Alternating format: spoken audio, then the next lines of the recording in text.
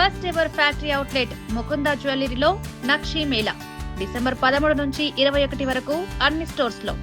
Vatican city ప్రపంచంలో అతి తక్కువ జనాభా కలిగిన దేశం.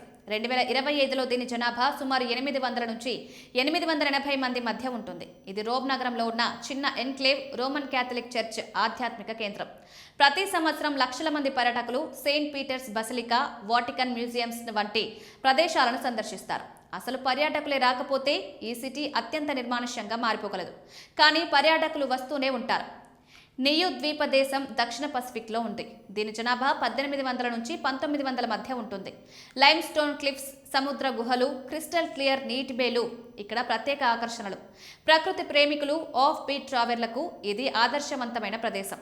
ముఖ్యంగా ఇక్కడ కాలుష్యం చాలా తక్కువ. అందుకే ఇక్కడికి వస్తే మనశ్శాంతి ఎక్కువగా లభిస్తుందని పర్యాటకులు చెప్తుంటారు. టెన్షన్లన్నీ మర్చిపోవడానికి ఇక్కడికి వెళ్తుంటారు. టువాలు పాలినేషియన్ ద్వీప సముద్రం జనాభా సుమారు 10,000 నుంచి 11,000.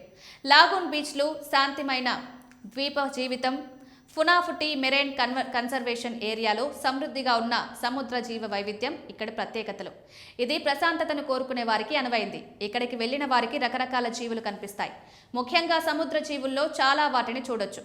మన ఈ భూత్ ప్రపంచం ఎంత వైవిధ్యమైందో తెలుసుకోవచ్చు.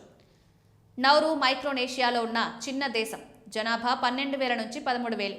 మోక్వా గుహలు, తీర ప్రాంత క్లిఫ్స్, అనిబారే బే, గోల్డెన్ బీచ్లు ఇక్కడి ఆకర్షణలు.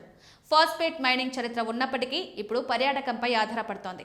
గతం నుంచి బయటపడుతున్న ఈ దేశం క్రమంగా ప్రపంచ పర్యాటకుల్ని ఆకట్టుకుంటోంది. కుక్ ఐలాండ్స్ జనాభా 14,000 నుంచి 17,000 మధ్య ఉంటుంది. ట్రాపికల్ దృశ్యాలు, లాగూన్ క్రూయిజ్లు, సముద్ర fishing, relaxed island life style ఇక్కడికి ప్రత్యేకతలు. వైబ్రాంట్ సంస్కృతి, అద్భుతమైన బీచ్లతో పర్యాటకులను ఆకర్షిస్తోంది. ఈ బీచ్లలో జలకాలాడుతూ రకరకాల సాహసాలు చేస్తూ పర్యాటకులు ప్రపంచాన్ని మర్చిపోతారు. ముఖ్యంగా సమ్మర్లో ఇక్కడికి పెద్ద సంఖ్యలో టూరిస్టులు వెళ్తారు. పలావు పశ్చిమ పసిఫిక్లో ఉన్న అద్భుత ద్వీప దేశం. జనాభా సుమారు 18,000. Rock islands, limestone formation, coral reefs, turquoise నీటి ప్రదేశాలతో ప్రపంచ ప్రసిద్ధి.